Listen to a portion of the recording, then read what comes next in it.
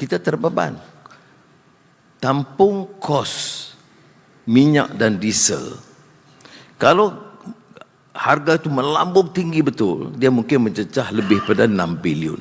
Tapi kalau harga setakat sekarang 5 bilion ringgit satu bulan, bayangkan 10 bulan 50 bilion ringgit dari dana kerajaan.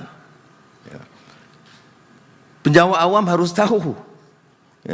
Kadang-kadang ada yang tidak tahu di bawah, di luar lain. Tapi penjawat awam tak tahu dah. Dia hanya tanya, pasal apa kos naik? Pasal apa harga minyak tak turun? RM1.99, patutnya turun lagi, Brunei lagi rendah. Satu dunia tak ada yang boleh menyangi kita. Kita paling rendah di dunia, RM1.99. Melainkan Brunei. Baik. Ada yang tanya saya lagi, pasal apa tak boleh turun lagi? Jadi sebab itu harus ada pencerahan maklumat itu sampai di semua peringkat.